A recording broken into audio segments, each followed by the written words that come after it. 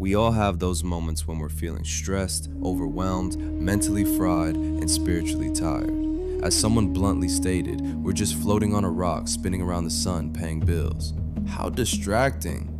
But what if tough times are simply triggers used to shape your personal journey as a spiritual being in a physical plane? In these moments, ancient Egyptians might have said your energy is off, and they probably would have given you a ritual to rebalance. Indigenous healers would probably say, "You're a bit disconnected. Let me show you how to reunite with the land." Different languages, different continents, same conclusion. They did not believe that sickness, chaos, and even bad luck were random. They were signs your energy was simply out of balance. And yes, I get it. Economy, crazy news stories, it's a wild ride now. But I believe our souls entered this time and space for a real reason. Besides, who could live your life better than you? Exactly, no one. Look, we don't need apps, supplements, or $300 webinars claiming to help us identify purpose. All you need is within, and it can be accessed through ancient practices that help us focus on breath, rhythm, alignment, and intention. I'll even walk you through a few exercises at the end of this video. So, if you've ever felt like something was off but couldn't explain it, this one's for you. Today we're talking about energy healing and balance, how ancient Egyptians and indigenous cultures across the Americas understood the planet and the human body as an energy system, not just flesh and bones. This is old magic that modern science is slowly catching up to. And no, this isn't woo-woo pseudoscience. Let's start in Kemet. The Kemites believed humans weren't just physical. They had multiple energetic layers. Ka, your life force energy. Ba, your personality and spirit. Ak, your elevated, awakened self. Basically, body, soul, higher self. They believed illness happened when the Ka was blocked or weakened. So healing wasn't just about herbs, it was about restoring balance. In Kemet, they called it Sekhem, vital force. In indigenous America, it shows up as breath, spirit, life force.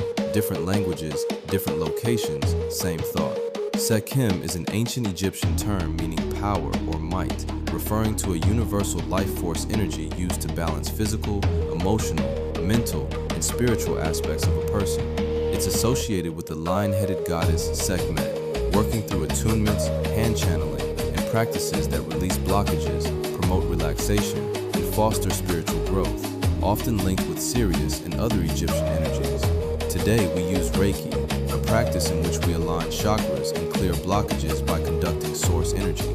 Check out this video of former Atlanta Mayor Andrew Young receiving energy healing for a troublesome joint.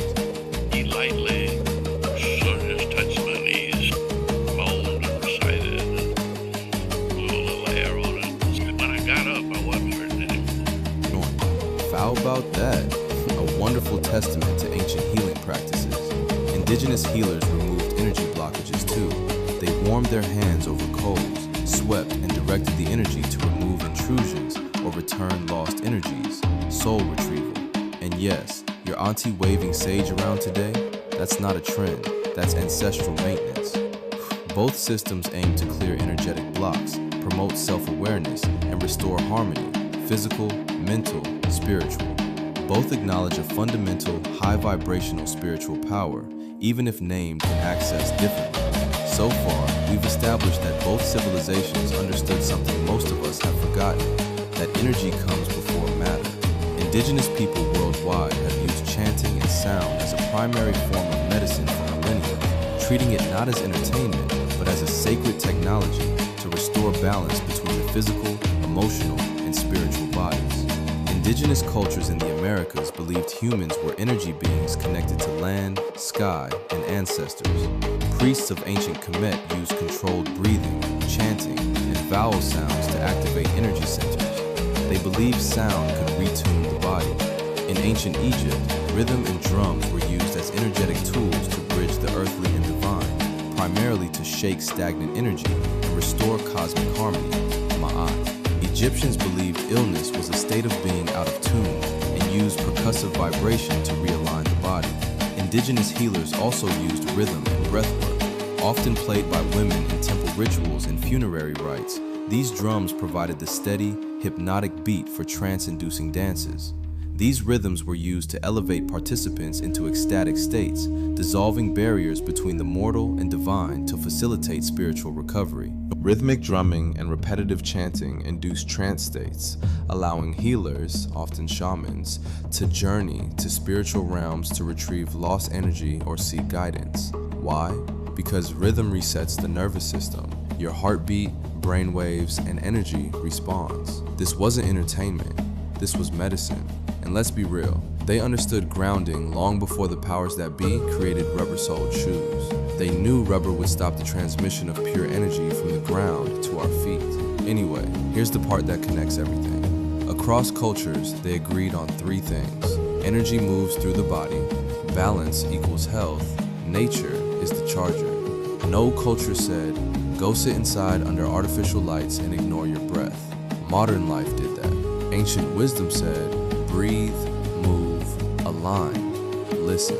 If you're anxious all the time, if you feel tired but not sleepy, if your mind won't shut up, ancient healers would say, your energy is overstimulated and undergrounded. And before you say, yeah, but who's gonna pay my bills? Well, the ancients had bills too, just in goats, crops, and such. I wonder, if the life of an ancient goat herder got a bit chaotic from time to time, do you think just visiting a pyramid or mound would improve his energy, thoughts, and actions? Let me know what you think in the comments. Maybe this is why Prince had a pyramid placed at his Paisley Park home. The man was a genius. But I digress. Anyway, I want to leave you with a simple practice you can do right now to encourage your own energy healing, inspired by both traditions.